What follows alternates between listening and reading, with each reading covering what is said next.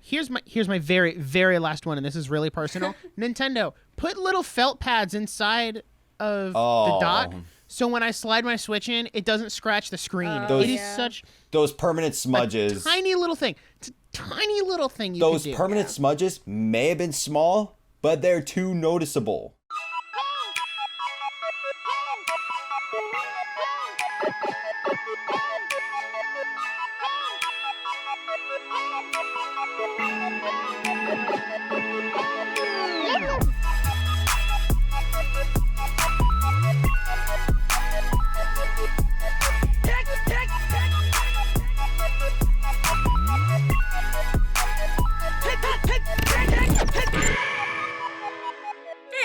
Welcome back to the Joystick Drift Podcast, where we drift as much as a joystick. Anyways, today we are doing something very special. We are going to be building the Nintendo Switch 2. I got my toolkit right in front of me. Exactly. I am ready to mod my... Exactly. Nintendo's not going to do it, so we got to do it for them. We're better than Nintendo when it comes to building portable consoles, even though Nintendo's been doing it since the 80s. Literally. But we have Nick back. We've missed you, buddy. It's been 2 episodes. I'm back. I was only gone for 2 episodes. I know. Because you guys were talking about Pokemon. Everybody thinks you like, were not here or, like, just disappeared. So, just disappeared. Exactly. Yeah, gone. So let's go around and let's talk about how we've been doing, what games we've been playing. Let's start with Nick. Reduced to atoms. Me? Oh man, I get to go first. What a special day. Okay, well, I've been doing a lot of stuff behind the scenes, like videos and shorts and editing episodes, obviously. Life-wise, it's life. What can I say? That's all I have to say about life. As for... Zip it, we're gonna get copy clean. Oh, sorry. As for gaming, since... the last episode I was on, I finally finished Persona 5 Royal. Woo! Very good game. We're going to do a whole episode on it, me, Alex, and Colin. So stay tuned for that. I'm not going to give too many of my thoughts here since we're doing a full episode. But I finished that. And then after finishing that, I decided to go back and play Doki Doki Literature Club again. Because I wanted to go through and experience the other routes of the game. Because if you watched our streams, because that was our 100 subscriber goal, I only did the Yuri path for both acts of the game. So I wanted to go through and do the other paths and see, okay, what are all the different CG screens and stuff. And honestly, banger. I also did it so that I could unlock all the side stories, because I wanted to do the side stories as well. And I really enjoyed that, and I think it's kind of sad that the best timeline in Doki Doki Literature Club is the one where the player doesn't exist, and that's the one where everyone is happy, and you have arguably some of the best character moments. But also, the side stories are cool because you actually get to see Monica and spend time with Monica, or spend time in air quotes with Monica, and you get to know a lot more about her as a character, and just things that weren't present in the main game because of how that plays out. But I do have a little bit of a controversial opinion here. Oh. And, I was really hoping Colin would be here because this would piss Colin off beyond belief. But if you listen to our top 5 games episode, you'll know that Xenoblade Chronicles Definitive Edition was up there. It wasn't top 5, but it was up there. So Doki Doki Literature Club is now my number 5 game of all time. I love that game to death, and I will play it again in the future without hesitation. The only reason I didn't play it again is because I wanted to go start Fire Emblem, so I could try to finish Fire Emblem before Tears of the Kingdom comes out. That's the goal.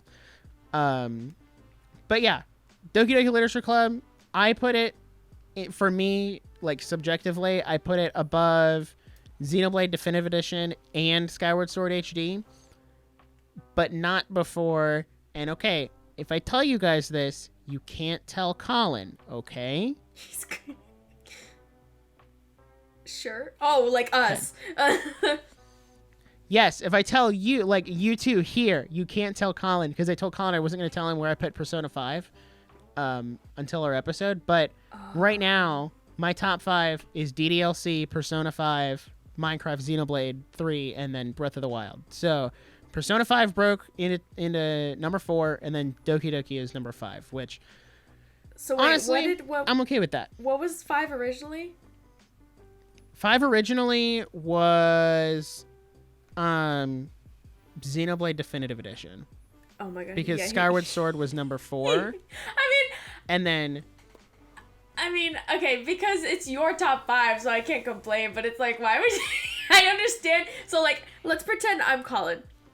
Why would you put DDLC above Xenoblade Definitive Edition? It makes no sense. I mean, you're putting an open world RPG game below a freaking game about psychological traumatic horror. I mean, personally, I kind of agree with that. Like, even though I haven't played DDLC, I have, like, played Xenoblade Definitive Edition, and even though they're, like, 2 complete different games, my problem with Xenoblade is the fighting mechanic. It gets on my nerves too many times because it's too slow. Same. That's what killed me about the first one. It's like I said, it's better in the third one, but the first one is rough. I think I just have too much patience because I don't find it annoying. I just like playing the game. Like, Xenoblade has a great story. I won't deny anyone that. I think Xenoblade has a better story than DDLC, and maybe Persona 5 for that matter. But in terms of, like, my subjective list, I would play Persona 5 and Doki Doki before I would play Xenoblade Definitive Edition again. Because when it comes to games, gameplay is a driving factor in how I rate games. Like, that's kind of why I rated To the Moon a 3, what did I give it? Like 3.5 out of 5. Because the gameplay was okay, but, like, it's just not my style of gameplay. And honestly, Undertale will probably end up somewhere around there too, depending on how that goes. But anyway, that's where I put Doki Doki. I'm about 15 hours, that's a little generous. I'm like 11 hours into Fire Emblem Engage. It's a Fire Emblem game. We finally got to Goth GF, but then she left, and we haven't gotten her back yet. So, working on that. But, yeah, that's what I've been doing, is Fire Emblem. So, that's me. I'll pass the mic over to somebody else, whoever wants to go. Maybe Alex? I'll go. Melina, the only other 2 people who are here. So, me? Well, I actually turned... by the time we're recording this episode, I turned 21 in 2 days. Yay! You can finally drink. Colin's birthday was also last week, and we didn't acknowledge it. But Colin turned 20. Well, it was after this week. It was after the week. episode, though. So happy belated birthday to Colin. Happy late birthday to Colin. Exactly. Everybody needs to put happy birthday in the comments. I've mostly just that's all that's really happened that is not like game wise. That and just working. There's too much stuff going on at work, and I have a lot of stuff to do. But for games wise, I played and beat Crisis Core Final Fantasy VII Reunion. Dope. And it broke my top 5's game list. Woo! What did it replace? Really? It ranked number 4. Oh, so wait, what was it? Okay, so what's the new list now? Did 4 get bumped to 5 now? So, Final Fantasy VII went down to 5. Uncharted 3, which was originally my number 4, got removed off the list. Dang. Oh, so now, you didn't even make it 5. You just said out. Yeah. Because the truth is, I like Final Fantasy VII more than Uncharted. I love Uncharted, don't get me wrong. But my new list is number 5, which is Final Fantasy VII. Number 4 is Crisis Core Final Fantasy VII Reunion. Number 3 is Persona 5 Royal. Number 2 is Spider-Man 2018. And number 1, I don't even need to say it, Final Fantasy VII Remake. No, I'll you just do need say. to say it. Final Fantasy VII Remake. That's not going anywhere. Wait, I thought Final Fantasy VII Remake was number 5. No, Final Fantasy VII. is number The ori- 5. Oh. The remake is number 1. Understand. And I don't expect that to change until we get to Final Fantasy VII Rebirth, which is most likely just going to be the sequel to the remake. Yeah, I'm in a similar boat with Tears of the Kingdom. Like, Breath of the Wild is my number 1, and I'm like, okay, is Tears of the Kingdom just gonna replace Breath of the Wild at number 1, or is it gonna bump Breath of the Wild to number 2? Like, I'm really interested to see how that plays out later this year. If Rebirth does break to my number 1, I'll have no choice but to remove Spider-Man 2018, even though that one's number 2. And then 4 out of the 5 games on Alex's list will be Final Fantasy games. Final Fantasy 7. Final Fantasy 7 games. There's nothing wrong with that. Your list.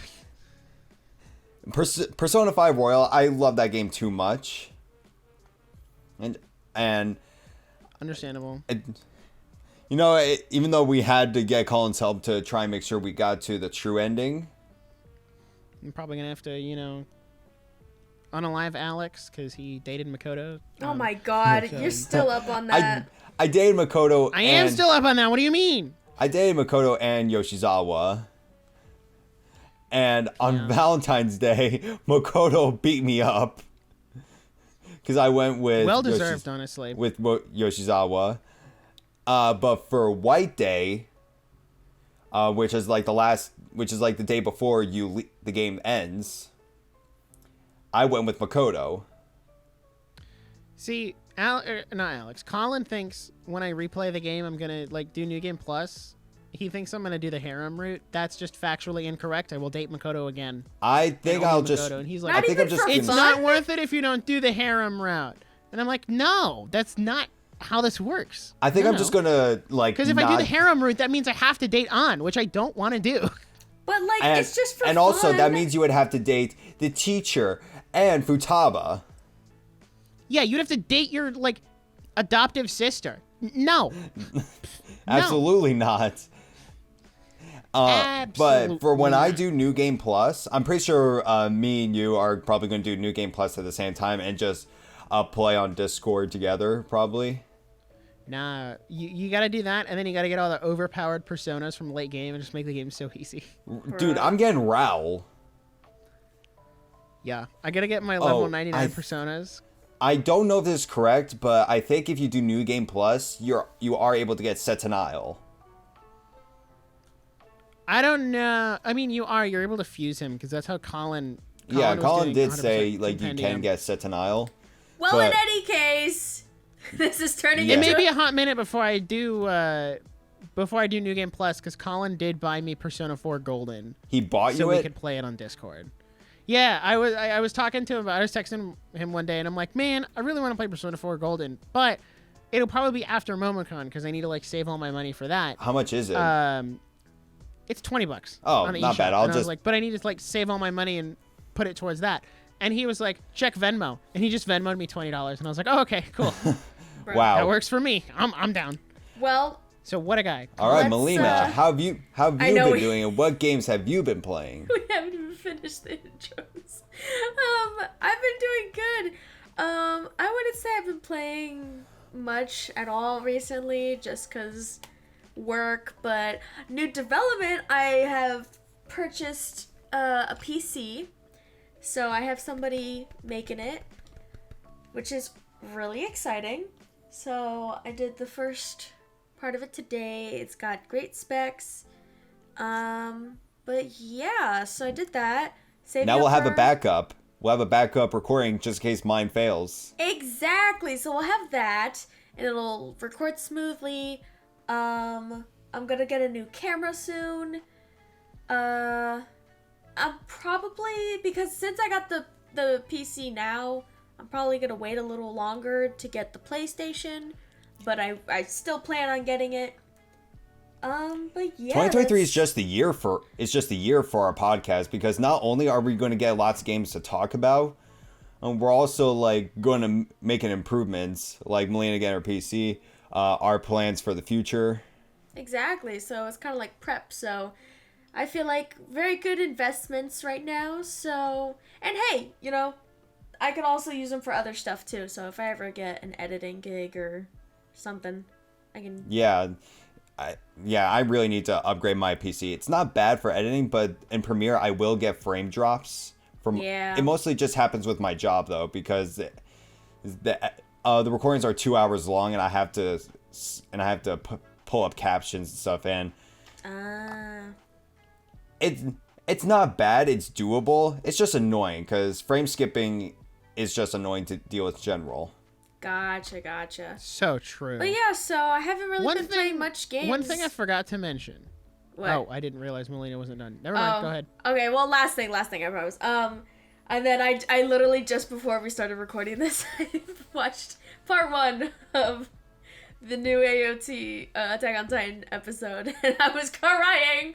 So I'm not gonna say anything because I know some people haven't seen it, or they're just not even caught up with the show. So all we need to know is that Mappa animators are not seeing their families anytime soon. Oh, I know, and I feel like it's showing on screen.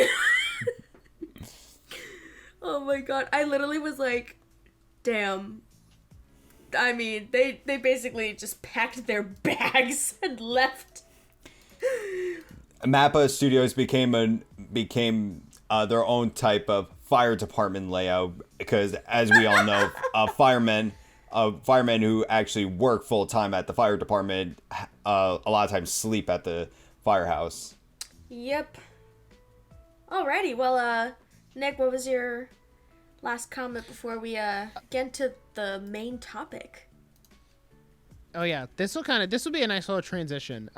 I forgot to mention, I got to guest on the Nintendo Prime podcast. Oh my god, week. yes! Oh yeah. So Forgot about that. if you guys want to go check that episode out, it'll be linked in the description, and I'll probably I need to do a community tab post about it. But it was honestly kind of it was a really weird experience, because I watched his videos, I watched Nintendo Prime's videos, follow him on Twitter, I've been watching his videos for a while.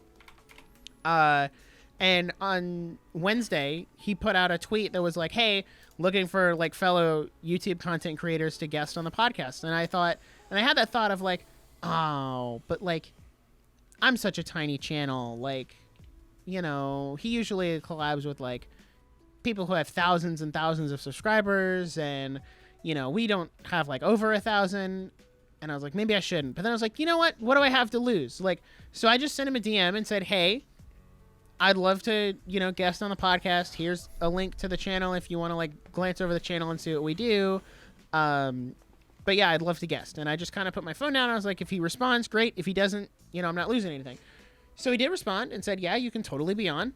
And I was like, oh my gosh, that's so awesome. That's so great. And the other YouTube content creators were Andre's Restart and Mike Odyssey, who I watched their videos too, but they also were way bigger than we are. So it was kind of I was the little guy there in comparison to everyone else. But part of what I love about Nintendo Prime is that he doesn't look at content creators as just a subscriber number. You don't have to have a certain subscriber number to collab or be on a podcast. It's more about what can you contribute to the conversation. So we did have it was a great podcast, great conversation about, Tears of the Kingdom DLC. We talked a lot about Switch 2, which we'll talk about here on our own episode. But if you want to go listen to that, it'll be linked in the description. Now, I'm going to take over as host. I'm taking over.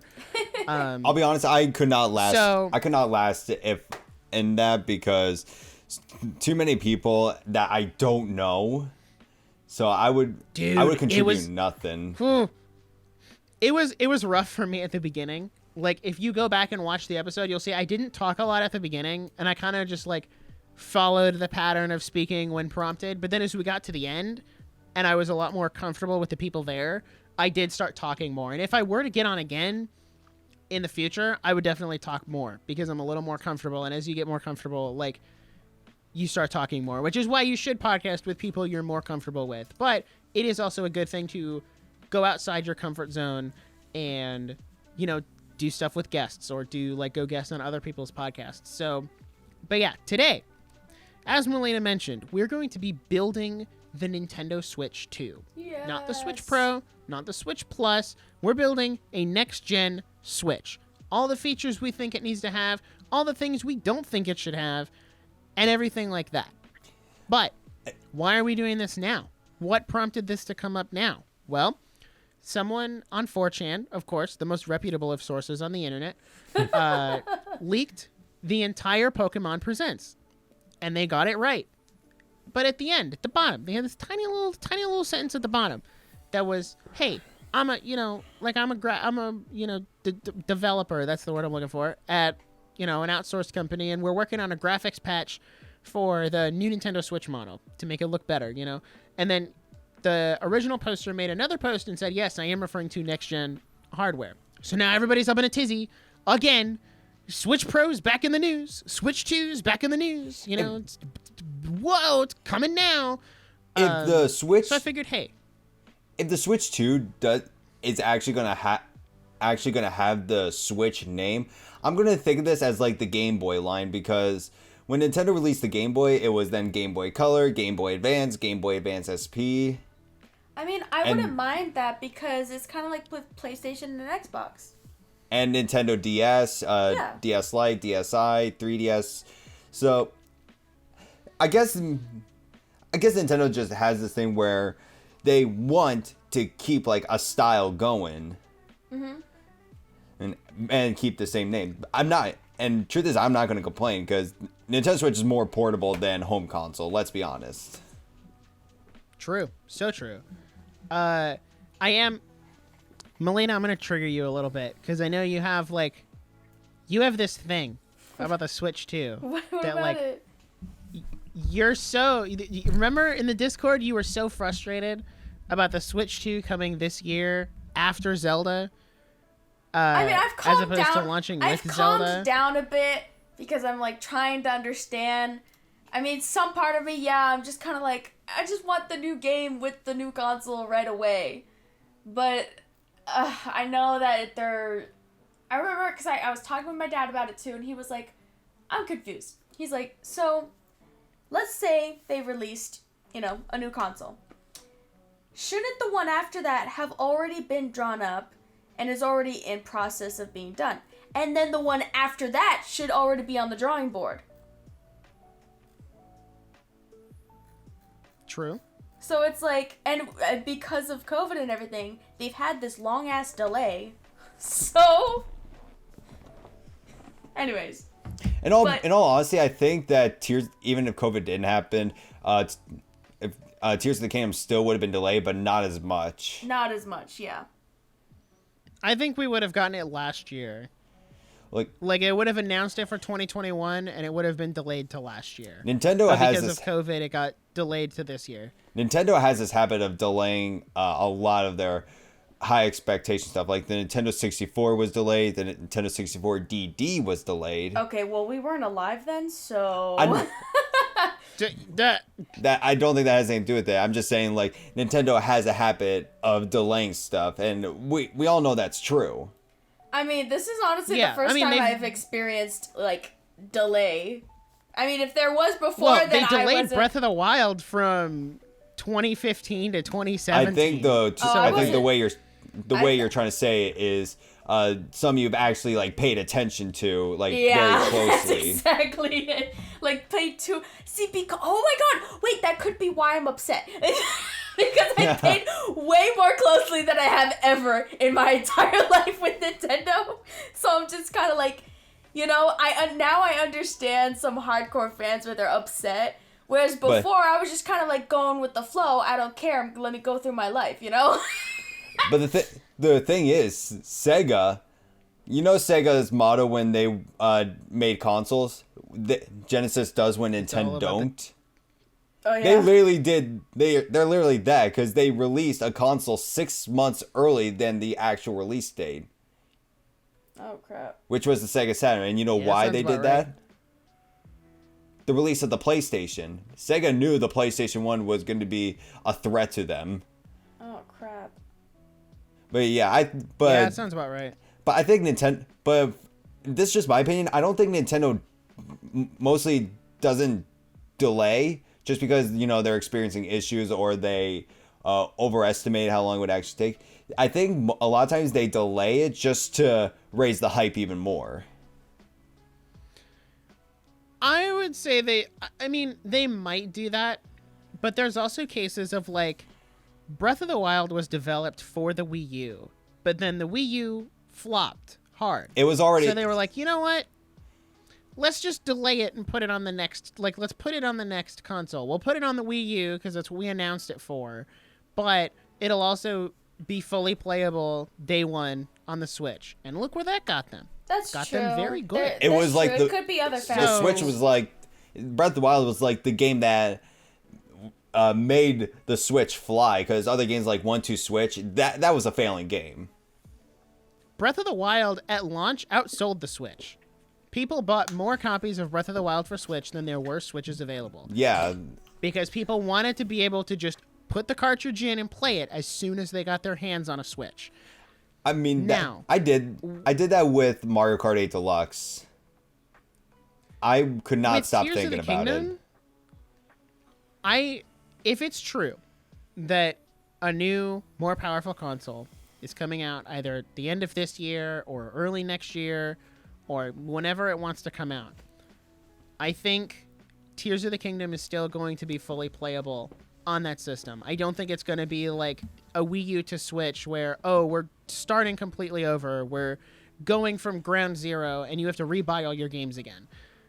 They've had phenomenal success with the Switch, and I don't think, because their new CEO, or is it the new CEO or the president, one or the other? Doug Bowser? No, it's Shintaro Furukawa is the new, I think he's the president, I think. He is a money guy. Like, he was in like accounting and stuff before he got promoted. Yeah, Shintaro Furukawa. And I think he realizes, hey, the Switch is doing like gangbusters. Like, it's doing great. Why should we change that? It's the same thing that Apple does. Apple's like, okay, the iPhone sells. Why would we change that? PlayStation. The PlayStation sells. Why would we change that? Just do the same thing of what we're doing, but more power and give people an incentive to upgrade. And I think that's what the next Switch is going to be. That's kind of what we're going to build. I kind of can't say PlayStation like that, because before the PS4, there was like a new incentive to actually buy the next PlayStation console, because the first one was able to play CDs. The second one was an all-in-one entertainment. It could play CDs, DVDs, games. I have that. And the PS3 was able to play Blu-ray. So there was more incentive to buy the next PlayStation console until like the PS4 came. I think with the PS4 you were able to, it was like, not only it was higher quality and bigger games, I think the PS3 was also able to connect to streaming services, was it? Probably. Based on when the PS3 came out, probably. Because that was right around the time of Netflix and Hulu and that kind of stuff. So I would say yeah. But then PlayStation VR came out. I guess that was became more of an incentive to buy a PlayStation, because it was a cheaper VR system compared to like Oculus. Oh yeah, and it's complete crap. True, but I can't compared to the alternatives like Oculus, HTC Vive was $800. Damn. I mean, because here's the thing, that the PSVR it really is crap. Like, the Quest 2 is kind of like, the Quest 2 is it's still a good Oculus, oh my god, still a good VR headset. Even though they have that newer one now, but it's a ridiculous price. And then there was Xbox, which came after like the PS2 and just took what made the PS2 great, added. They did have some better stuff. Like, Xbox was like the first console, I believe, to actually have internal storage. Meanwhile, with other consoles, you had to buy memory cards. That's true, yeah. And Xbox had Xbox Live. There was like... Completely off-topic question. And I need you guys to answer this. It's just a yes or no question. We can get into it more after recording. Mm-hmm. Do you guys think I'd like the Danganronpa series? I don't know. Just the first one? Okay, cool. Moving on. So let's build this hypothetical console, if you will. I'm gonna turn on my Doki Doki music. Anyway, so what for you guys would be an essential feature of the Switch 2 is what we'll refer to it as in this episode. What would be an essential feature for you that you would need to see in order to buy this console? Can I go first? Sure. Yeah, I had to think on this one. So, kind of like with the Xbox and what Alex just said, internal storage. I don't want to have to. Okay. I don't want to buy an SD card and have to slot it in, but then have issues with it because I had issues with it. A quick question: wasn't the SD card like mostly used for like games you digitally purchased?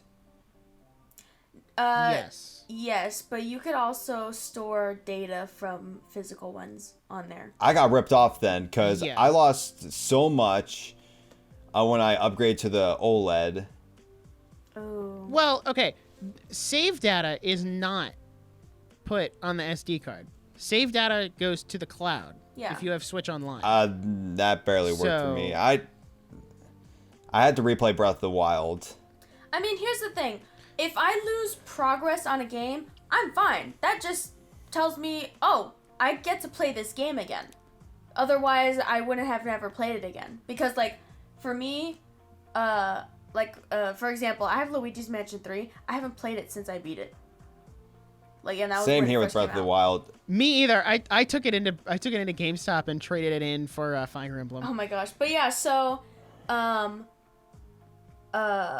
basically, I don't mind losing the save data on a game. If I lose the game, that's when I get pissed.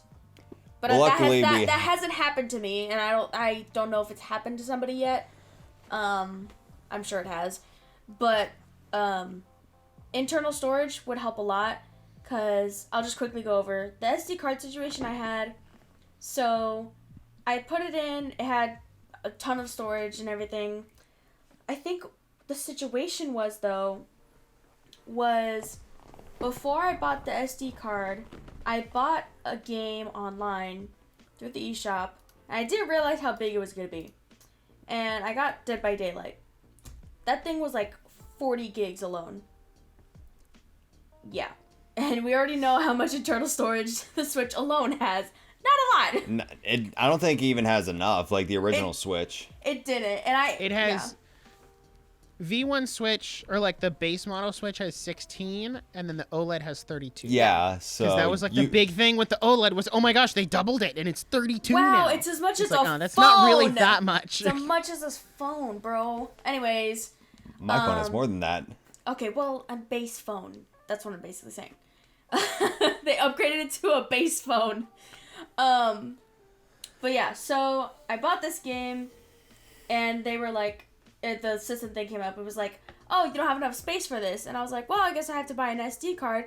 So the game was technically still in my system, though, because I ended up archiving a lot of games so I can get rid of data. And Can I tell like a little story after Melina's done? yeah. And so I got rid of all my save data and like all that stuff so I can make room for the game, but it was still not running well. And I was like, well, I want to play my other games, but I would have to download again and I wouldn't have enough storage. That's when I bought the SD card. I then put it in and I was like, oh, I can transfer stuff from the original, like the system storage to the SD card. I'm not sure what happened, but because I downloaded some games that I had physically to the SD card, it would not play. And I'm not sure why.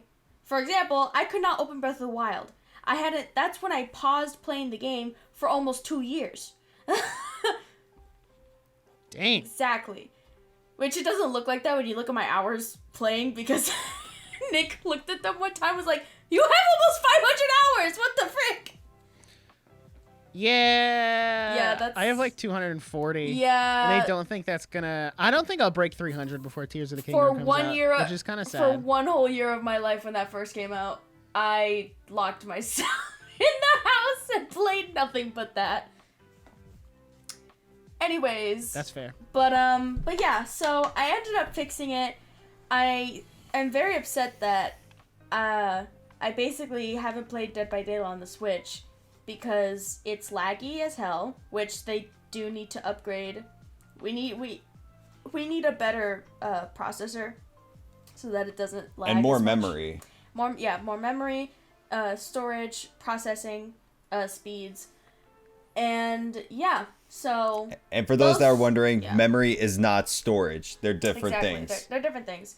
So those would be the things I want to see. I know there's multiple things, but that's what I want to see because I'm upset. I dropped $40 on that game because I bought it with a pack. Oh. Because Dead by Daylight has chapters, and you can buy the killer and 2 survivors. Like every chapter comes out with a new characters and a new killer.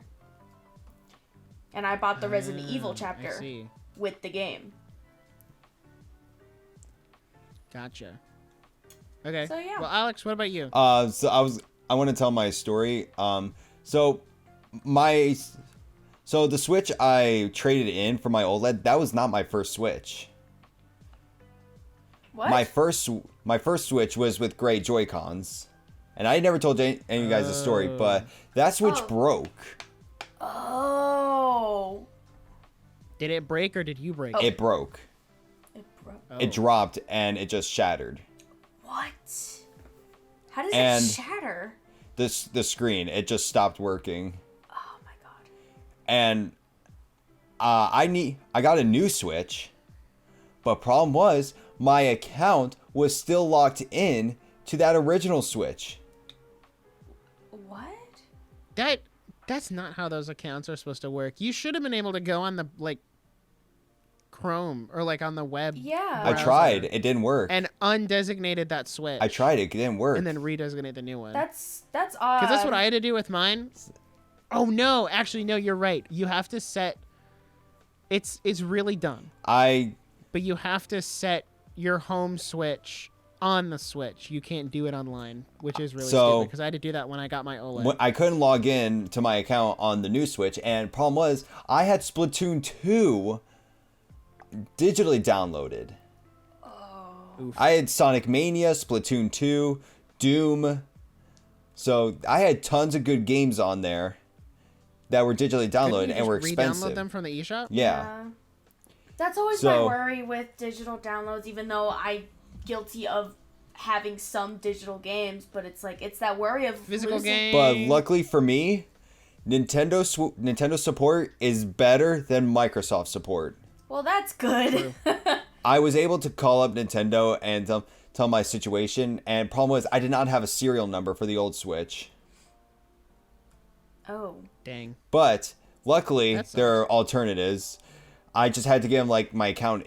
I just had to give them certain account information, and luckily they were able to remove my account on the original Switch, and then I could log into it on my new Switch. Awesome. But they made sure to tell me this is only a one-time thing. That they I'm guessing that means I have to pay for that service next time. No, it's a one-time thing. We're not going to do this consistently, but then if it did happen again, they would do it anyway. Yeah. Because they're not going to refuse you that kind of customer service. Yeah. It's just, they're just not going to do that. I spent over $100 on games digitally on that console, and I would like to keep my progress. This is why we buy physical games. We know, Nick. I don't... Because guess what? Nintendo can take away your license to play your digital games whenever you want, but they'd have to come fight me to get my copy of Xenoblade Chronicles 3. They're not going to do that. But luckily, when I wanted to get the OLED, so I've owned four Switches. My original one, then the color Joy-Cons, and then my Switch Lite, which I gave to my brother. I was gonna say, you bought a Switch Lite. Well, technically it was a gift. Oh, okay, well, there you go. At least you didn't buy it. So, but my brother, he wanted to play Smash Bros. I guess he just wanted to get back into Nintendo because we grew up on it. Mm-hmm. I mean, he still has my Wii U, which he doesn't use anymore because he wanted to play Super Mario Galaxy. You should go. Repossess that sucker. Yeah. You should. But now I have Take the back that Switch, Wii U. but Switch OLED. But my thoughts on the Switch 2, what I want, I would want like better video processing and more memory. And yeah, and storage as well. And please do not make us use micro SD cards. We lose them easily.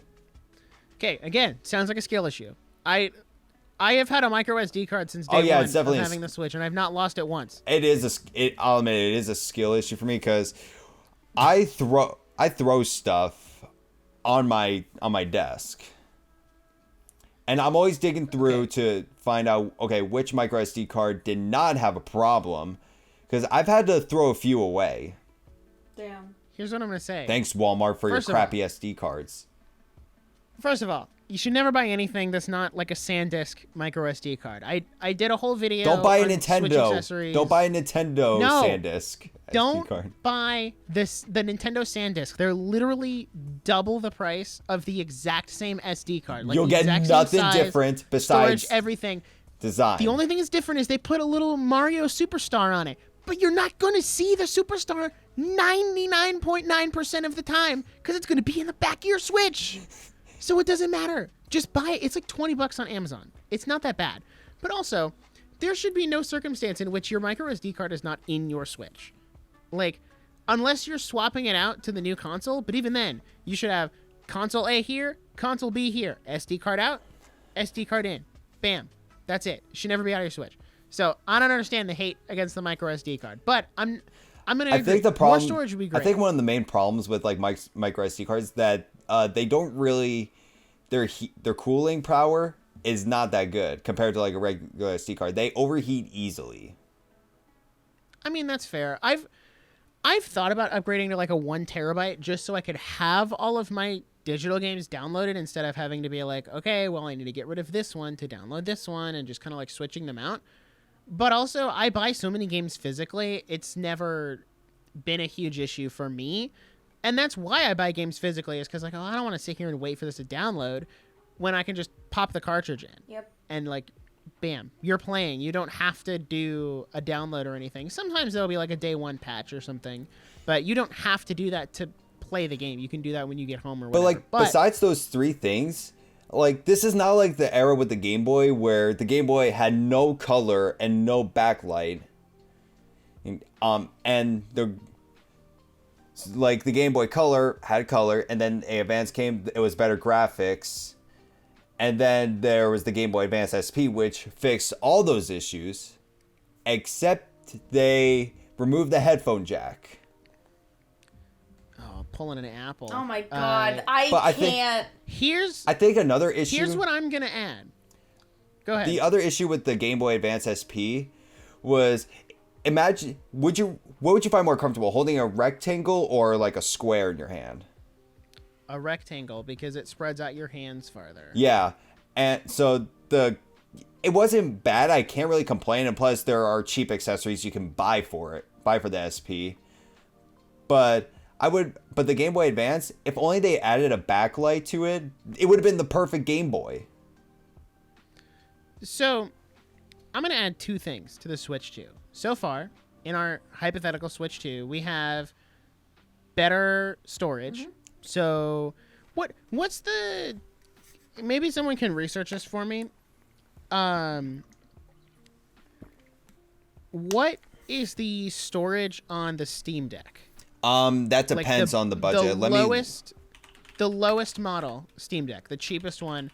Find the storage on that, and that's what we'll put in the Switch. 64 $400 gets you 64 gigabytes. 64 is like 64? nothing. That's nothing. That's nothing nowadays. Like, and plus this thing uses. Switch OLED have? Does the OLED have it has 64 half. or 32? I think it has half of that. Has 32. We just said this. Yeah. But the problem is didn't know if the it was Steam Deck 64. Jeez. runs PC games. It's a handheld PC essentially. So what's the max storage on the Steam Deck? Like, what does it max out at? 512, I think. $512. Jeez. And that's And how much is that one? $800. Okay. So essentially, it's a good system, but I think it's a little overpriced, and it doesn't. I think. So I picture the Steam Deck as like a PlayStation Classic, because the main problems with the PlayStation Classic is, as first problem was the games weren't good. A lot of them, it was underpowered, and it was overpriced. It was like $80 or $100 when it was first released. And if you take a look at like other consoles, classic consoles like the NES and SNES Classic, they were more fairly priced. Yeah. I would say I think Nintendo would probably end up somewhere, ideally, between 64 gigs and 512. Whatever the middle ground there is, I think it's 64. I think they What's don't. the first 100? So I think that for upgrading storage, I think they would do 64 or 128, because the games 128. That was the I don't think the Switch games use that much storage. Well, it looks like it uses a lot because we don't have that much already. Well, they were using 16 gigabyte cartridges before, but they've upgraded to 32 for games like, I think they've upgraded to 64. For games like Tears of the Kingdom, which goes over that 16. So it seems like the Nintendo games are getting bigger. So my point being, let's say Nintendo goes with 128 gigs on the Switch too. Okay, cool. We have that. We also have better memory. Okay, cool. I'm going to add backwards compatibility. That is a must for me on the next Switch. Oh, that's a I think no-brainer. I think that would happen do either. that. Yeah, they're already going to do that. The Game Boy did it. The DS did. Okay. See, you say that, but they haven't done backwards compatibility from something like the Wii U to the Switch, and that's what a lot of people are worried about. I know that, but it's like they're drastically different inputs on how you put in a game. No, I know, but what I'm saying is, if the Switch 2 comes out and I can't put my Breath of the Wild cartridge into the new console, that's a no-buy. So I'd say we have a fair chance that it is going to have backwards compatibility. I don't want to guarantee it, but I think we have a good chance. No, I agree, because like you both said, there's that precedent. Like they did backwards compatibility. Oh my gosh, backwards compatibility for like the DS and the 3DS. Like you could play DS games on the 3DS. Yeah. You can play GameCube games on the Wii. You can play Wii games on the Wii U. Like they do have a pattern of doing that at least one generation. See, so I do think Switch 2 should, in theory, have backwards compatibility based on Nintendo's previous patterns. But I think a bigger thing for backwards compatibility is keeping all the digital games and keeping the eShop the same. so That's fair. Yeah, and I think the eShop will stay the same. I do want to add, this would tie into what you're saying with backwards compatibility, with how it would look physically. I think they should make it a bigger console, kind of like how the PlayStation or the Xbox, or how even like the Wii or Wii U was. That way we can have that backwards compatibility, but also have and implement the sort of dock of the Switch, so that way we can also insert the tiny cartridges. So, by bigger, do you mean like bigger in size? Like make the Switch itself physically bigger? Yes, like if that makes sense. Okay, that's where I'm going to disagree. Yeah, because I think they have a good form factor with the Switch, and I don't think they should change that. The thing with the Switch is that it's also marketed as a portable console. By making it bigger... it would still be portable. I'm saying don't get rid of the small port and everything, because you can take that out of the dock and just walk out the door. Well, but the main thing stays at the house. So... so do you mean make the dock more powerful? Yes. And make the dock bigger? Make the dock bigger. So make the dock almost like a legit system. Okay. I thought you were talking about like the actual Switch itself, because I was thinking... No. Because here's the thing: if the dock was bigger and that's where the processing speed can be, and all the memory and storage can be put, in so that it runs when you connect it. It runs amazing on the TV, and then in the Switch itself, when you take it out of the console, it can have its own processing inside of it that still runs the game really well. Maybe like give the dock like an upgrade to the point where it can run games like not just better like performance wise, but also like higher frame rate. Yeah, exactly. So, Fun fact. But you can't fit all that, you know, it's kind of hard to, I mean, unless they, like, I don't know, somehow make all those specs immensely tiny to fit this in if they keep this dock size. But that's that's what I mean, make it a little, you don't have to make it as big as, you know, a PlayStation or the Wii U or Xbox. Or original Xbox One. But you can that thing make was it huge. slightly big enough to fit all those specs in there. Fun fact. Did you know that the Switch OLED dock has software in it that means it can be updated remotely? Really? Via the internet? Yeah. I did not know that. So they can update it without needing to send you a new dock. So, which is a very interesting feature that they just kind of slid in there with the OLED, and it's not in the base dock. Right, So I think what Melina is saying is very realistic. Thank you. Yeah. Thank you. I'll be honest.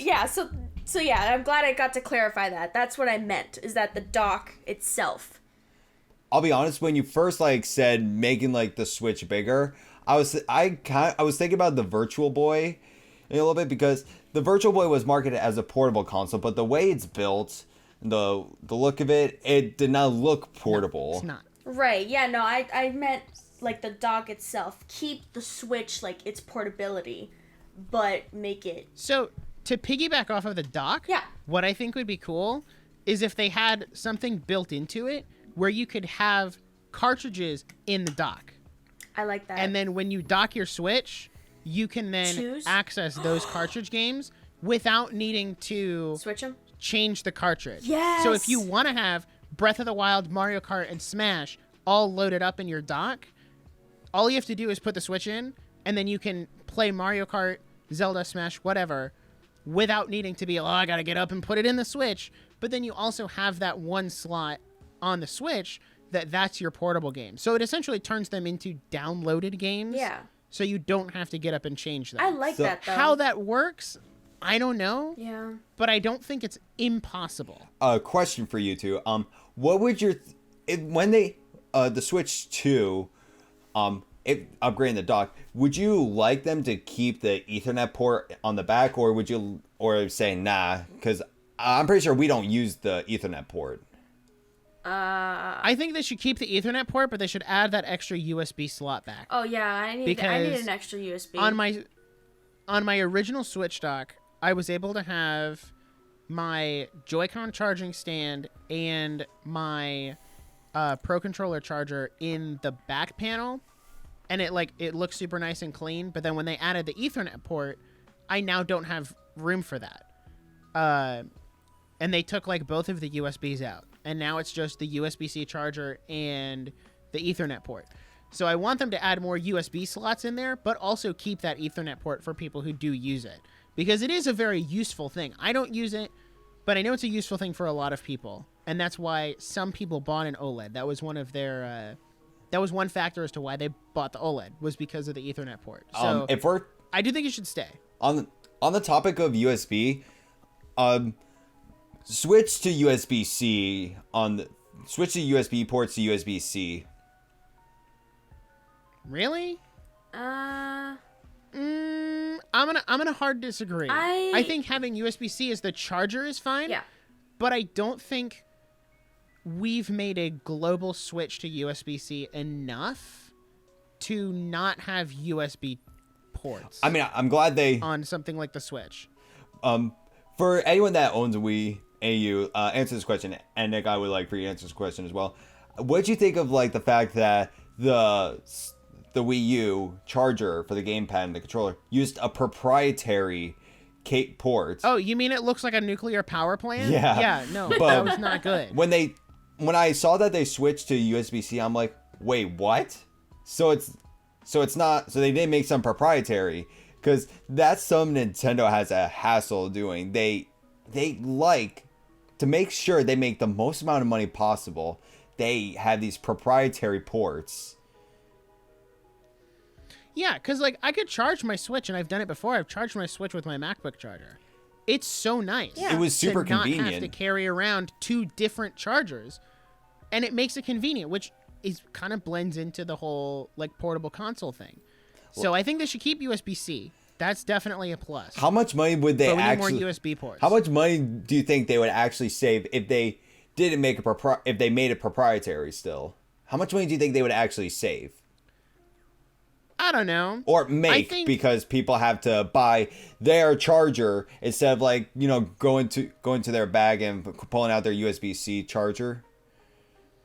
I think if they wanted to do a proprietary for the dock, they could, but then have the Switch itself. Like if we're going with a more powerful dock and the dock needs just that little bit extra juice, you could go proprietary for the dock, but the Switch itself could still be charged off of USB-C without needing that proprietary, because it wouldn't have the same like boost that the dock is giving it. I would agree with that. I think they would. I think they would actually get more complaints if they made some proprietary, because if you know the Wii U, even the gamepad charger, it has a box, which makes it super inconvenient. But because USB-C is fast enough to actually charge something like better than the previous charger, it just makes a lot more sense. Well, yeah, actually, no, he makes a good point. So USB-C is good and everything. I think the only thing that if it needs that extra power to it, it's technically the box that they need to focus on, or you know, the other end of it where it plugs in and how it processes. Well, it's a box. It's a box. It's like an AC adapter, like a box AC adapter for plug into the wall. Mm-hmm. And you can't really complain about that because the Switch, because like it's a system, it needs extra power to charge. Yeah, so like for example, I have for my phone, it's USB-C.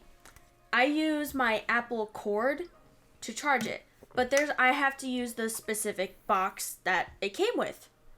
And I put the charger for it in my car because it's too short.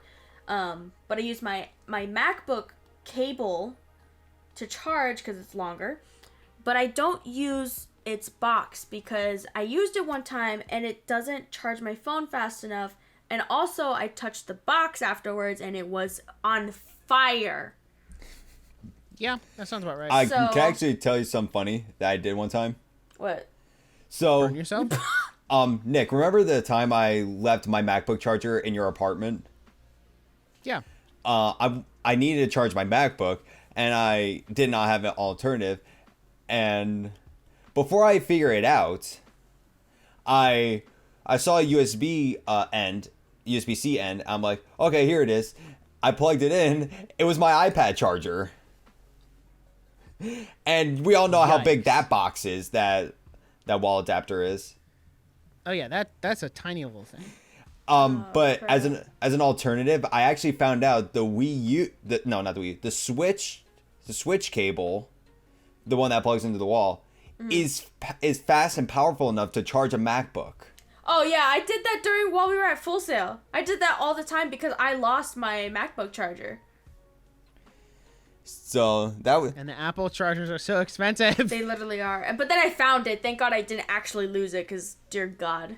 Well, I think, okay, let's be fair. We can't really like just bash on Apple, because even though like we do find like Apple chargers in a gas station, those things break easily. Let's be honest. Yeah. I mean, honestly, 90% of my chargers I've bought are from Amazon. You just find ones that have good reviews and go from there, and they're like $10. Yep.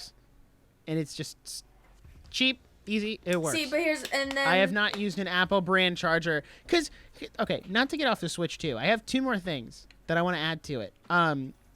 But Apple started doing this thing where, like, when I bought my iPhone 13, they give you a cord, but they don't give you a wall adapter. So you have to buy the wall adapter separately, which is so dumb. You know, I know. Because I'm like, you used to give me the wall adapter and the charger so I can charge my phone out of the box. You think that's dumb?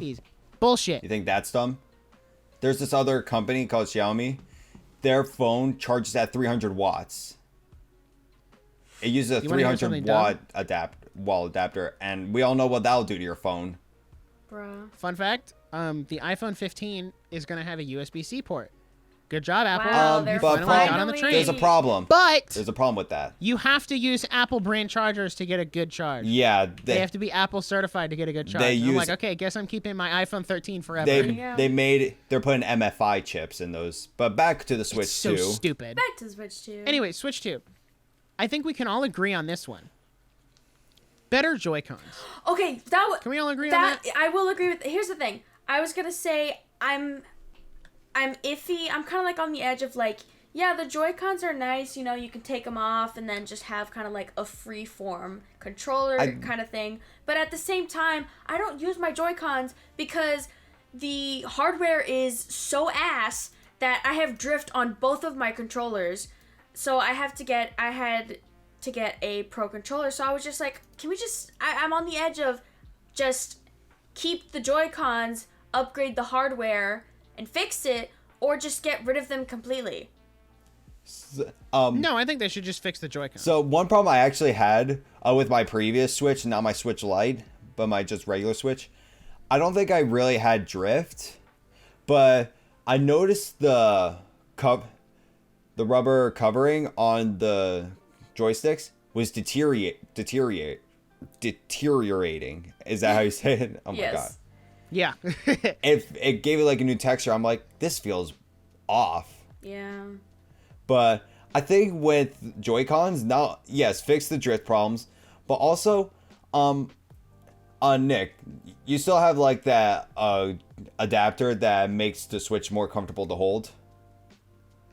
Oh, yeah, the grip? Yeah. Like for the whole Switch, the Satisfy grip? Yeah. Yeah. I use Give that it- every time I go in handheld. I know like this might be asking a lot, especially for like the Joy-Cons, but give like a nicer like grip, so that way it's actually more comfortable to hold. Because as of Yeah. right now, I feel like I can't even get to my fingers to the buttons and then the joystick, the analog stick. I can understand that. Comfortably. I can't relate to it because I just have tiny hands. So, I have big hands. yeah, My hands but are like huge. Problem for for me. other people that have like bigger hands, majority of the time, mostly for guys, like I can see the problem where you're like it's uncomfortable to hold. I would say, and I'm gonna play devil's advocate here. I don't think they should fix that. I don't know if I trust Nintendo to fix the ergonomics of the Switch in that way, and I think it should be left to third-party companies like Satisfy or like Skull & Co. does grips. I think True. they will end up doing a grip better I think than Nintendo. they should Would. partner up with them. Don't. No, that's true. Like if you could get Satisfy grips, the official like Nintendo seal of like an officially licensed Nintendo product, yes, let's do that. My problem is that there's way too many, and I'm that type of guy that doesn't know which one to trust. Exactly. That's why. That's Satisfy. what I mean by they should partner with, like with what Nick was saying with Satisfy. That way, people know like, and they can revert. Nintendo can go and review a ton of third-party stuff and then choose the one that they feel is like the best, or that they look into past products that they have, that company has, and look at reviews from people and then decide based on that. So it's not like their sole decision. They're going based off of how people have responded to their products. And then give them that seal of approval, like you said, and then have that company and team create the grip. I think another problem is that a lot of times the prices are just a little too expensive for my liking. I mean, the Satisfy grip is what, $50, and you get the grip and the case? I'm looking at one on Amazon. It's like $45 for the grip alone. Is it Satisfy or Satisfy. is it just a generic grip? It's set. Yeah, that sounds about right. I am looking at like the one with the case, and I do want to go for that one because No, here's what I'll say. If you're going to get a grip like that, you have to get a case, because otherwise it makes it a pain to take it anywhere. Yeah, outside of the house. My problem is that means I would have to stop using this lovely work of art. Oh, I know. I have See, mine. It's the brown. Satisfy one is so much safer though. Like I think they that, stopped. you could drop that off a building and it would be okay. Satisfy grip, you could run that over with. Actually, that's extreme. And I You believe could they not run it actually over with a stopped car. selling this one, but kept selling the brown one. Oh yeah, the brown one's still. They still sell the brown yeah, one. because I've seen it. I'd like to have like more something more vibrant. So I went with I the blue. liked the brown Yeah. because it felt more kind of like, I don't know, it felt like that adventure little backpack kind of thing. So I can't wait to see what cases they come out with for Tears of the Kingdom. Y'all know they got to be coming out with Tears of the Kingdom Yeah, cases. yeah. They have Yeah. to. oh There's no way they don't. oh my god, I forgot what I was gonna say. No. So I think I'll just like invest in like a satisfied grip, because I think You even should. with the So Switch worth it. 2, chances are they're not going to make that bigger. So I think it will still work with the next one. And someone else talk for now. Okay. I was gonna say, I noticed that. It's okay. But Yeah, I think make the Joy-Cons better. Like, I don't want to have to worry about my super nice $80 Skyward Sword Joy-Cons getting drift, which is why I use a Pro Controller over yeah. the Joy-Cons. Exactly. Is because, okay, the Pro Controller, which I've had my Pro Controller for almost 4 years now, Nice. and it hasn't gotten drift yet, knock on wood. Yeah, I've had mine for a But few I've also years, never too. dealt with drift on Joy-Cons either. Oh, look at me. I'm the only one with my camera. Sorry. Epic. Oh wait. Okay, I remembered what I was gonna talk about. I need to say it now before I forget. So with what you were saying, let third parties focus on grip, like grip design and everything, because I know I have a feeling why maybe you said have somebody else focus on that, because they should focus on fixing drift problems and basically how that's designed. I remember seeing a video, and I want to give them credit, but I don't remember the video, and it would take me forever to find it.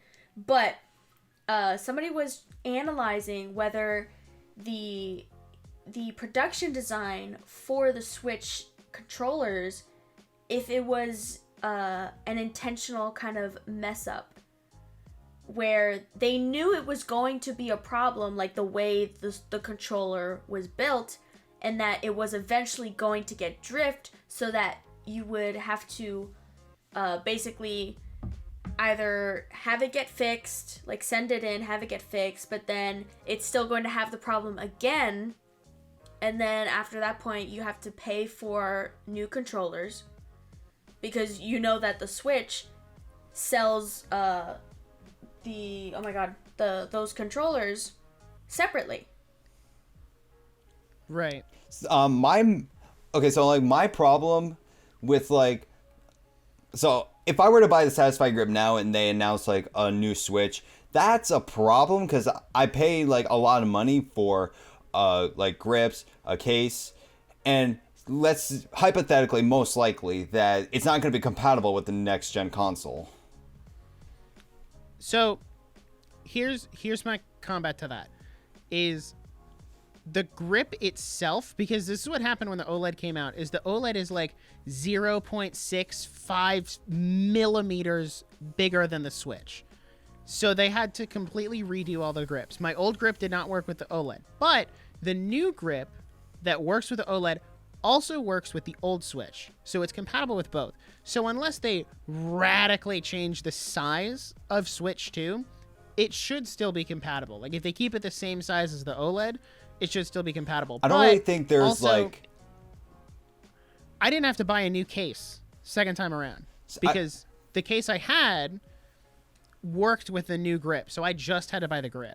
In my opinion, that was nice. In my opinion, there's not really an incentive to actually like change the size of the actual Switch, because if you're using portable mode, so you're either holding it right here to your face or you're putting it on the table. But like, how far do you plan to be away from the screen? Right.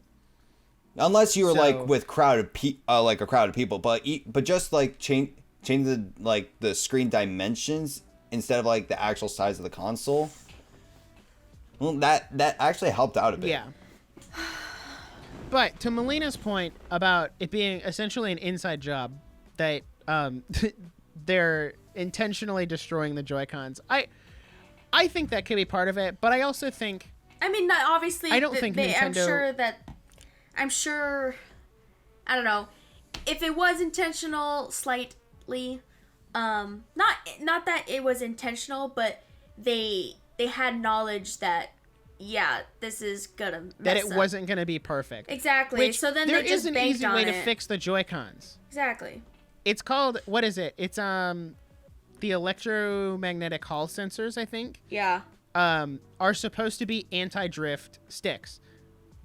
And they're being put in other controllers and with other companies. Like they're being put in, there's a third-party Pro controller that has the electromagnetic sticks. And I want to get it and try it and see if it really is anti-drift. But it's something as simple as putting those in the Joy-Cons. It's going to make them a little more expensive because it's like a more newer technology. I wouldn't mind that, though, because it would last longer. It's anti-drift. Exactly. I mean, it was kind of like that you're not when worried about using your Joy-Cons. I mean, it was kind of like that when companies made the switch to analog, but it was an improvement because analog is capable of handling more sensitive movement better. So essentially in the end, I think paying a little extra just so you can have like better controllers that will last longer is kind of worth it in the end. Yeah. Because what do we expect? Do we expect the price to be exactly the same or drop in price? No, it's going to be expensive. Well, here, I want to discuss price at the end once we figure out what all our features are, and then we price it out on a realistic price. Yeah. But I do think Nintendo's kind of always been ahead on like adding new things. Like they were one of the first ones to do motion controls, and then PlayStation and Xbox did after that. I think Nintendo could be the first ones to implement these new anti-drift sticks, and then we see PlayStation and Xbox follow suit after that. But my last thing, and this one is kind of out there, and it's not necessarily something to do with the Switch 2, but an accessory for the Switch 2. I think they should go into the VR space. And hear me out. That's a big one. Nintendo's, they experimented with VR with the Labo, and it was like mediocre at best. So Nintendo has not had like good experience with experiments in VR because the Virtual Boy was meant to be like VR, but no, it was not. It was just essentially putting a Game Boy like this. Yeah, which is terrible for your eyes, by the way. They even put a warning that it could cause headaches and seizures. So imagine playing bad games and having a headache. I think with where VR games are at now, I think Nintendo is finally getting ready to step into that realm. And the perfect game for this is a game they've had in development since 2017. Well, 2019. Metroid Prime 4 would be the perfect game to launch alongside a Nintendo Switch 2 VR. Because it's already a first-person game, and all you have to do is add, like, moving around and looking, like, by physically moving your head. And that would be a great game launch alongside a VR. I mean, they're like the closest company. Meanwhile, like PlayStation tried, and like Melina said, it wasn't that good. Xbox is not trying. Here's the thing, though, is because the top of the line headsets, and I feel like these three are probably like the top, are Facebook's MetaQuest, the Oculus Rift, and Vive have the best headsets. And they're not even like official, like they're not even like gaming companies. Right. Like they partner with also. Yeah. If Nintendo has VR support, you could see games like Beat Saber come to Switch. Because they've already got the Joy-Cons to do the motion controls for Beat Saber. All you're missing is the headset. Like, like I was saying, Nintendo is the closest because they have the best experience with making portable consoles. Like, they've always been, like, literally almost all of their portable consoles have been successful. And Here's the keyword thing- almost. Here's the thing with VR though, with the controllers. They're not just controllers that have the buttons and it's something to hold it. Like, it's not what the Joy-Cons are. And it can't be, because the controllers for a VR, when you're holding them and you're in a game that it has hands and you could, for example, VR chat, very simple. And you have a character, the whole controller has sensors all over it. So when you move your hand, you can make gestures and you don't even have to press buttons. You can make gestures with your hand. Oh. Yeah, that's what controllers for VRs are. Like, if you, so like with the MetaQuest, I know you didn't play VR chat when I brought my Oculus over that one time I came over. But had you gone in there, you would have had an avatar. I would have told you to look down at your hands, and if you you can make a fist by pressing the triggers. That would be that. But if you lifted your thumb up from the controller and kept your all the rest of your fingers on the controller, not pressing anything, just lift your thumbs, you literally make a thumbs up. Oh, so Nintendo would need new controllers. Yeah, Yeah. completely new For that. controllers. So, yeah, I'm going to say this. I don't think Nintendo is there. They're just close. They're the closest out of They're the close, so other. they're not but they would there- have. It would have to be it would have to be an add-on. They would, because it would. Well, no, They're I'm not that saying close, This is I'm like just saying a they're- pack-in. Yeah, I'm saying that type they're the thing. closest out of the other two companies to like actually make a successful portable console with VR support, like VR Right. system. I think their best I bet think- would be to. I don't want them to partner with Facebook, but. I wouldn't. Facebook But- is I don't think not. they would. Facebook is just not it. And when it Well, comes no, to for their newest Meta Quest, it is good. Like it's really the camera and the way it's how it I've only heard bad things spatial. about It's the spatial. MetaQuest. It's spatial cameras. It does track really well. I say for the Quest though, because it's wireless. Vive and the Rift are wired. Vive is also like more Oh. expensive out of the others. Exactly. Nintendo's definitely not ready to do a wireless headset. I'll tell you that. Yeah, so they could, but that's the thing, is that a lot of people are, I mean, here's the thing though, with the wired ones, they work best for PCs. Like, they connect to a PC. And not a lot of people Right. have PCs. That's why Facebook has done really well with theirs, because it's wireless. Right. So that's why it's part of that top 3 that I would say, because it filled a need, which was a lot of people don't have PCs. PCs are now expensive, and you could buy this Quest and experience VR without having to hook up anything. It has its own system, its own connectivity, and it has cameras that track really well. Not only are PCs expensive, like I would not recommend using a laptop, like a gaming laptop for that kind of stuff, because those fans will be loud, and that's just more. And God forbid, you're playing a game that requires a lot of movement, you yank your laptop and you break it. Well, yeah, no, the connectors for wired ones are really, really long. And, Like they that goes make to it like purposefully long. And that goes to like my other problem with like wired like VR headsets. Now I'm pretty sure this doesn't happen a lot, but like again with like a game that requires a lot of movement, you accidentally tangle yourself in. Let's say you wrap your feet. Yeah, you're stupid enough to wrap your feet around it. You Yeah. fall. It requires, because you could look up a ton of VR channels. It requires your own spatial awareness. Yeah. For like the wire I currently and don't have everything. that. But yeah, for if you also go to any place like a VR store that allows people to play inside, you notice that the wires are most of the time on top of the headset, and then they put it, like, basically hook it through things on the ceiling that it's above you, so that way you don't have to worry about it. You want to know something and funny? you have and if you have the budget for that to make it at home, then go ahead. But that it's a lot of money to like really set and get a wired VR headset. And You want to know experience it. something funny?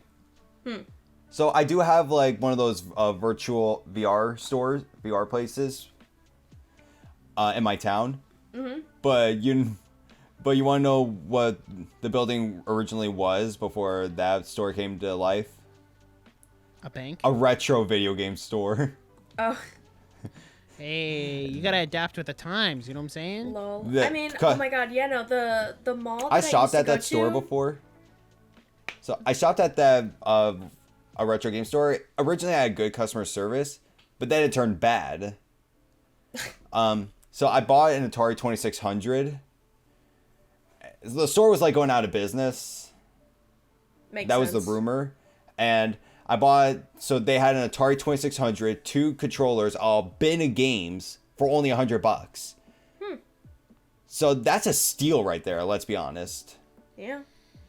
But like the employee was rude. I'm like, think to myself, no wonder why you guys are going out of business. Not be like people would die for these. People would die for these games. True. It's not the fact that these games are outdated. It's the fact that where they're buying from is not good. Yep.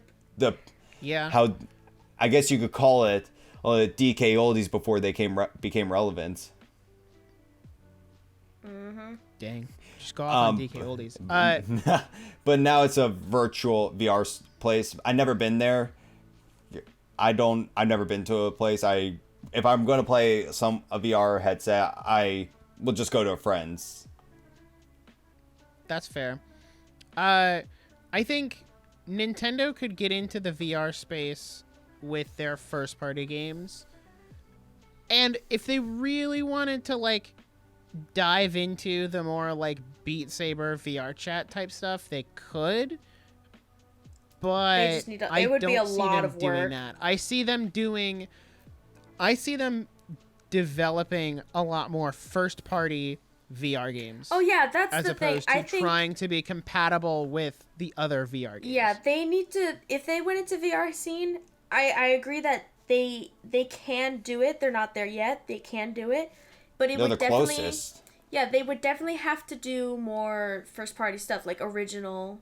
Just a new VR game by Nintendo, I think Nintendo. and don't try and port. It's not gonna work. Like Beat I Saber. think Nintendo wouldn't have a problem with that because Nintendo, when it comes to their stuff, Nintendo's all about their first party.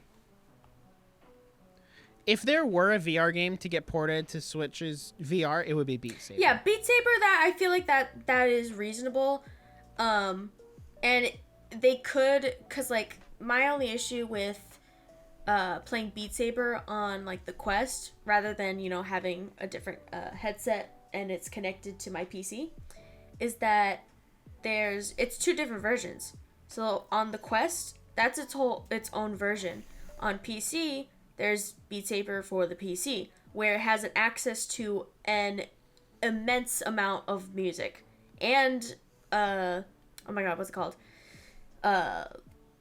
Maps. Yeah, you call them maps that people have made. So like they're custom maps. The Quest doesn't have access to those. You can get access you to imagine- it, but you have to go in like developer mode, connect it to your PC, blah blah blah. It's annoying. Could you imagine Beat Saber with Nintendo music though? You could look it up. People have made maps for it. I can guarantee you. So Yeah. Like I'm there's sure they have. there's If I were to Undertale see- music on there. Like a remix of Sans theme is on there. Oh my gosh. I'll send the video. And if we're talking about like games for like Switch VR, this is not really a port, but rather like a game series coming back. So I'm pretty sure you guys know Blade and Sorcery, right? I'm not familiar with it. Oh, Oh, the whole It's- point goes away. No, just kidding. Blade and Sorcery. It's a game where you do quests and you have swords and you have magic.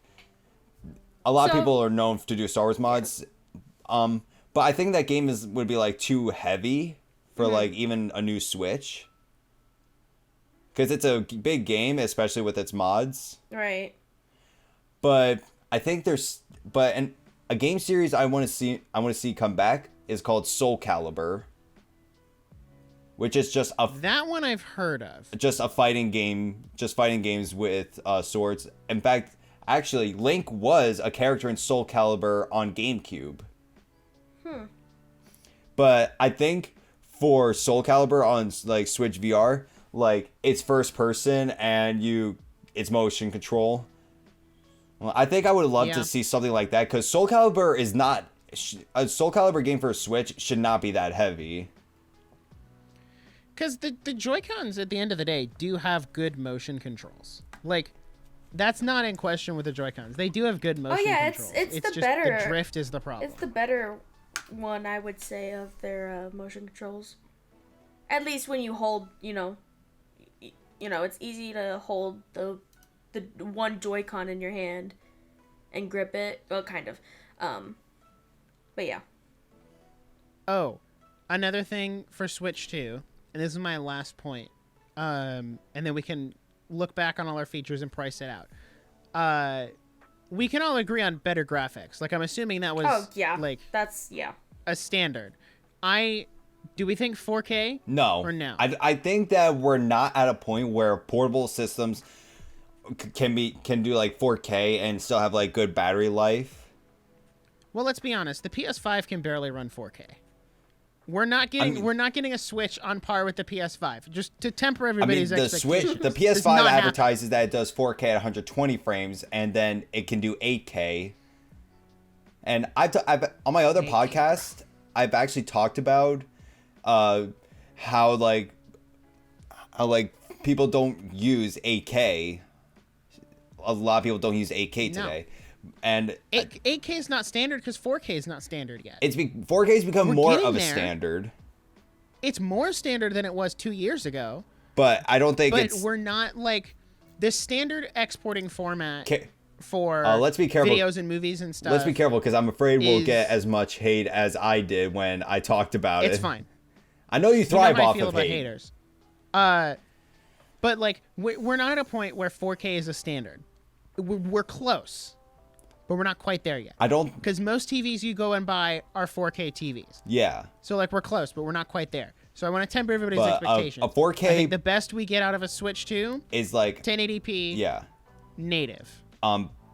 If we're lucky, I'm saying this. If we're lucky, 2K. That's if we're lucky. Maybe. We gotta be. That's what 1440. Yeah, 1440. But a portable 4K system, that processing power, especially graphics power, it would drain the battery. See, here's the fun thing about Switch is Switch handheld is 720p, but especially paired with the OLED screen, it's not really that easy to tell if it's that 720. You don't need 1080p in handheld. You really don't. It still looks good, especially on the OLED screen. So I think 720p, like if you want to bump it up to 960, I think is the in between. I'm probably if you're European. It does. But because there's a resolution between 720 and 1080 that the Switch does, and I think it's 960. I might be wrong. I've never heard of that, but God forbid they do something. Give us a European standard. Oh, let's give you 50 frames. You want a 1080p or 4K? Let's give you 50 frames a second instead of 60. Yeah, I think Nintendo moves up to 1080p docked at 60 FPS. Yeah, I think that's as far as we go. A dock is an important one to focus on when it comes to graphics because one major complaint I've heard when the Switch was originally released is the dock was low quality because it was just a big oversized plastic box with a small converter to make it so it plays on a TV. Yes. Here's my very, very last one, and this is really personal. Nintendo, put little felt pads inside of the dock, so when I slide my Switch in, it doesn't scratch the screen. It is such those permanent smudges. Tiny little thing. It's a tiny little thing those permanent smudges may have been small, but they're too noticeable. I don't want to see that. If you look at my OLED screen protector, you can see scratches on the corners from where it's been slid in to the dock before I put my cover on it that I got on Etsy. And I'm like, dang, imagine if I didn't have a screen protector on that. That's on the OLED screen. which is the selling point of the Switch. So, yeah, put little felt pads on their Nintendo. It's not that hard.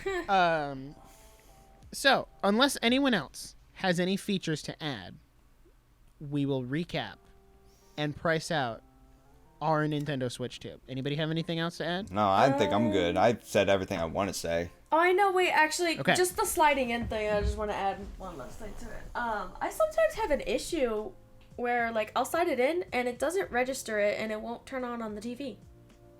Really? Yeah. Is it just because it's not in all the way? Because No, I've had that a I couple literally times where I push feel it like... Never down had and that. it's like it doesn't turn on, and I'm like, hello, like you're in the dock. That might be the age of your Switch. More than anything. Maybe, but yeah, Maybe you want to clean out that charger port on the bottom. 'Cause it's that could be clean. it. But did you actually get like every single bit? Yeah. Oh. Whatever. I don't know what to tell you. It's old. It's fine. Yeah, but hey, I mean, if there's a new thing coming out, I'm not gonna buy an OLED. I'm just gonna wait till the new thing comes out. So wait, Melina. Here's what I have to ask you. What? If they reveal this Tears of the Kingdom OLED, based on these like Switch 2 leaks, are you gonna not buy the Okay, OLED? no. If there's an OLED design, I'm buying an Or are OLED. you gonna buy the Tears of the Kingdom OLED? No. If there's an OLED design for Tears of the Kingdom, I'm buying the OLED. I'm trading this piece of shit in, and I'm getting the OLED. You know, I didn't realize this until now. I think that's one of the main reasons they had to switch to USB-C because the dock. So that way, because USB-C is like the only USB that is able to be connected to like a TV. Regular USB cannot do that unless you have a converter. Yeah, sounds about right. Just some pointless But yeah, to point out okay. there. So, our Nintendo Switch 2. Let's recap. Ooh. We got better memory, better Joy-Cons, backwards compatibility. What else do we have? VR question mark, but that's an accessory, so I'm not going to count that in our price. Better ergonomics, and there was another one. Drift? I should have been writing these down, but I didn't. Did we already say drift? Graphics? Graphics? I think we already mentioned graphics. You already mentioned it. Okay. So better graphics, backwards compatibility, better Joy-Cons, Memory, storage, internal Um, storage. more storage. Okay. So with those four things, and then of course we have like the stuff on the dock. I'm not really going to factor that in. I'm going to say Wait. Switch Sorry. We should just compare with the price for like their past consoles too. Let's just put that out there and then just go like for this one. Okay, so Let's go with the past Switch two. is the Lite is 200, the Switch is 300, and the OLED is 350. Okay. And then special edition OLEDs are 360. And then the Wii U was what? 400? I think. Is that? I don't. It's no, hard. the It's Wii hard was to not go off of the 400. older consoles. Let me take a I look. thought it was, not the I Wii, thought the it- Wii no, U. it was I said Wii U. 250. Oh, I thought you I said thought Wii it was U. 250. Let me. It was 300. Unless you bought the deluxe edition, then that was 350. Oh. So Wait. Was the deluxe? What was the deluxe? The Wii was 250. And then I think the Wii U... basic set was 300, and then there was the deluxe edition. I have the deluxe. I Yeah. have the deluxe one. I saved up for it, and then. of 350. So it seems Nintendo has never gone over 350. Okay. Is So- the consensus. I feel like with this. I think. So I'm gonna I'm comparing like the prices between like original console, and then there was the upgraded version. But problem is like I can't really find more of a fair comparison for like a portable console, because originally the Game Boy was $90, and then there was the Game Boy Advance, which was $100. So I'm gonna have a little trouble I'm probably gonna have a little trouble calculating the price, but obviously I believe it would be more than $350. I would want to say like $450. Because like say, what we're asking for, I would $450 say- to $500. I would say somewhere between 400 and 450 for me. I'm going to say 400.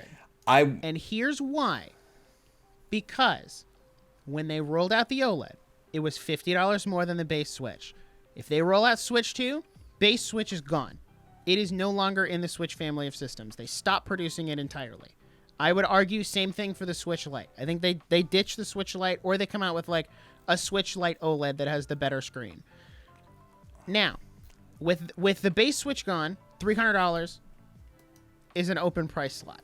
So there's two options. They can either drop the OLED $50 and make it $300 and then make the Switch 2 $350, or they can leave the OLED at $350 and make the Switch 2 $400. I would $50 more than the previous console. Actually, I will say 400, between 400 and 450, because I don't think Nintendo will go up to 500 for anything. Yeah. No, yeah, 500 is too much. Because they also want to be affordable for the family audience. Yeah. Because 400, if we put it at 400, that puts them lower than 90% of the competition right now. Because the Xbox Series X is 500, the PS5 is 500, and the Steam Deck, Wait, the lowest... Wait, the PlayStation's 500? Yes. Yes, I'm gonna kill myself. the PS5 is 500. The Steam Deck, lowest model Steam Deck is 400. The mid-tier is 530. So if you slot in Switch 2 at 400, it's really only competing price-wise with the Steam Deck. So the Xbox Series But- X is like 400, 500, I think.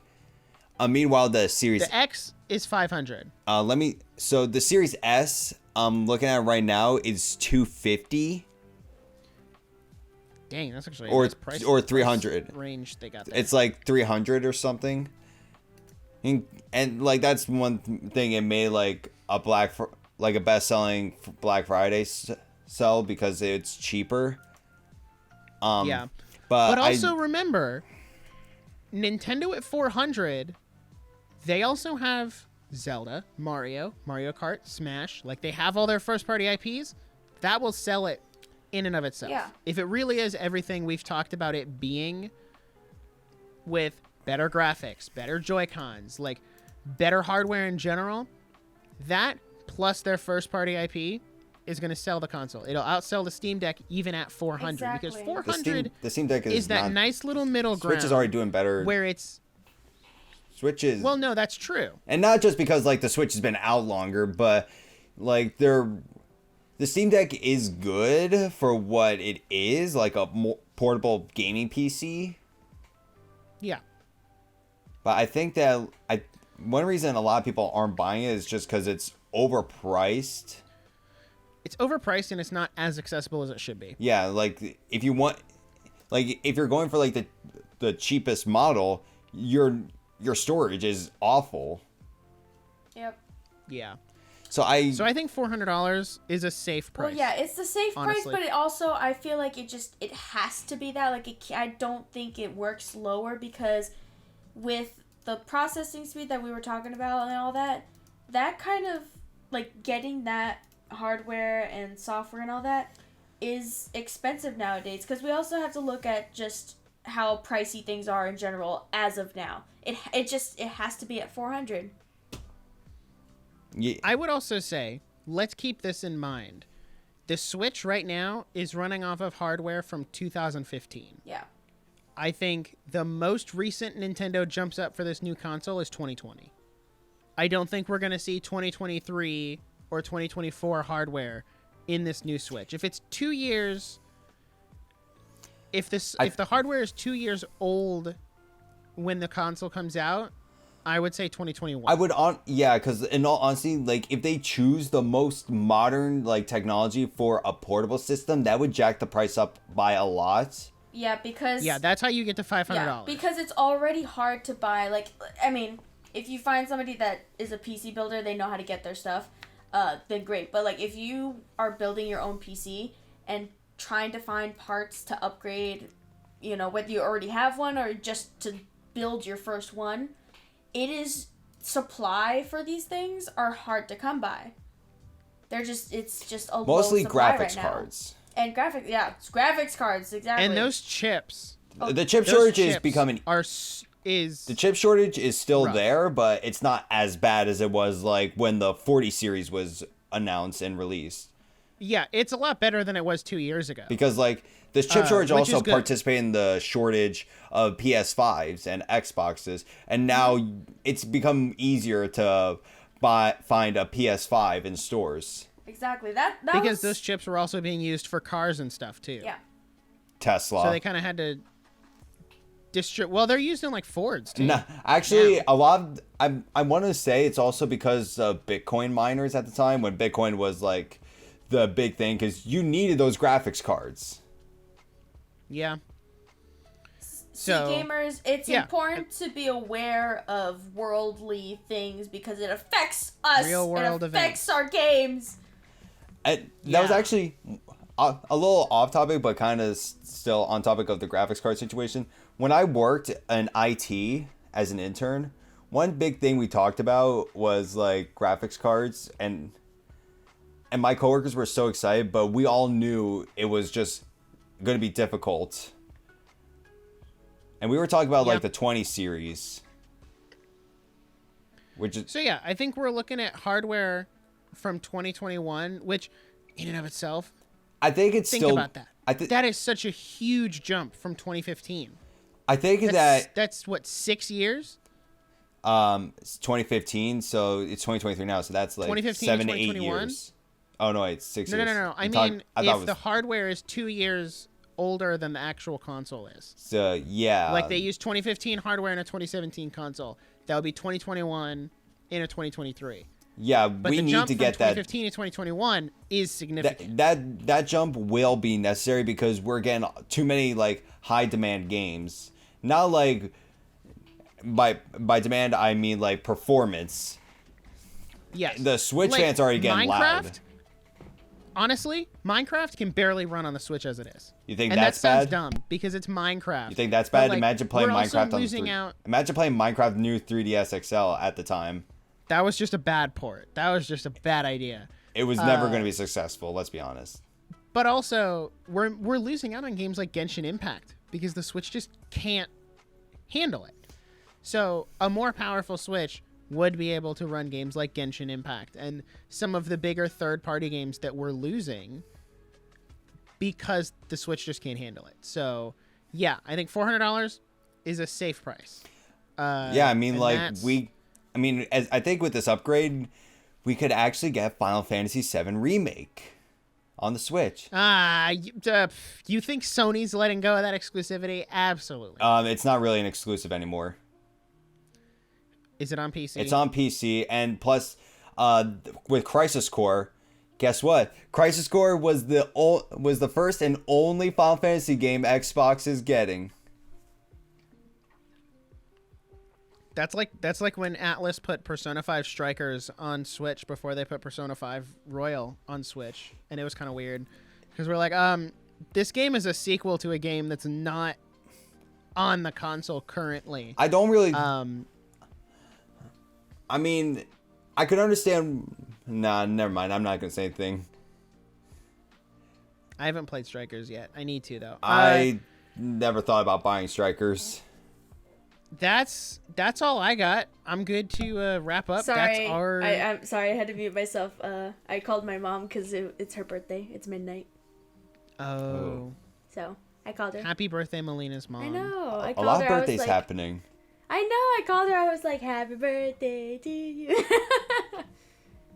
In fact, right now, my birthday will be tomorrow. Wow. The next day. Epic. Yeah.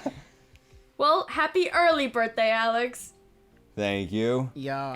Yeah, you know what? Everybody in chat needs to just say happy birthday to everybody. If you know somebody, somebody's birthday, say happy birthday, obviously. Yep.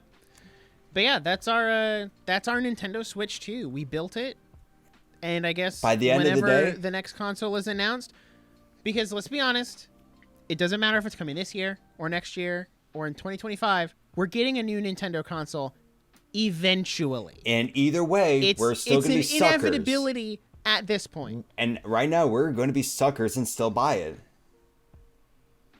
It's true. Melina's going to buy an OLED, and then as soon as she buys her OLED, Then it's they're going gonna to say, come. hey guys, here's the Nintendo Switch 2 launching November 2023. Imagine if I could trade in the OLED, though. You're going to get punked. They're gonna give me a penny. Oh, God. Imagine. Gotcha. So, I just want to say, if they don't call it the Switch, I'm questioning what else could they call it? Because Odyssey was already taken. Nomad was taken. I have No, no wait, idea what Odyssey- they could call No, it. they should stick with the Switch. They It should, was yeah. it was a whole conversation I had on the Nintendo Prime podcast on why it should stay the Switch, because it's a recognizable brand name. Everybody and their mother knows the name Nintendo Switch, Yeah. and they just need to say Nintendo Switch 2, because consumers are familiar enough with the concept of Nintendo Switch 2, Nintendo Switch 3, Nintendo Switch 4, Exactly. because PlayStation and Xbox have done it. So And I feel like that's consumers are familiar okay. enough with it. I feel like But- that's okay too because like they've had the Nintendo 64, Game Boy, DS. That's made them unique in its lifetime, and I feel like it's okay if they just stick with one name. Yeah. But I hey, agree. man, I'm keeping my fingers crossed. I think the future's looking bright for like the next Switch console. I hope It is. so. Cause like, how could they? But yeah, How could they fail this? How could they fail this one? I mean, Stop. Don't say that. Don't Don't say knock. that. Somebody Don't say knock that. on wood. Don't say that. Knock Good thing our desks don't are say made that. of You'll wood. jinx it. Exactly. Oh. Alrighty. Well then. But yeah. But that's question for the viewers now: how do you? Stupid question. How do you play your Switch? Do you mostly play portable or in the dock? Ooh, that's a good community tab post. Actually, I'm gonna write that. That's down. okay. He's gonna make it a community tab. That is actually I'm a gonna good steal that. question. I need to use that. Well, I'm sorry. Well, Nick is. I swear to God, the amount of times I've done that. Well, Nick is doing that. Thank you guys so much for watching this episode. We really appreciate you all sticking with us. We are almost at 700 subscribers. Guys, we're at the last 300, and then we'll get Well, I think by the time this our- episode is released, we're already going to be past 700. That's true. Anyways. Don't say that. You'll jinx it. And we'll drop down to 695. Oh my Actually, gosh. no, we're $6.99. Nice. Hey. Are we actually? Yeah. Nice. Oh, epic. Well- Then maybe we will. You're right. If anything, guys, go share this with your friends, family, whoever, so we can reach that 1,000 subscriber goal and continue the punishments. But go hit that subscribe button, go hit that notification bell to be updated on our new episodes every week, every Wednesday. We have streaming every weekend, and keep updated for any shorts or new short videos coming out. With that being said, we will see you guys, our drifters. we should call them. Okay, wait. Should we call them the drifters or the drifties? The drifters. Drifters. All The right. joystick drifters. We will see you, our JDP drifters, in the next episode. Bye-bye. Peace.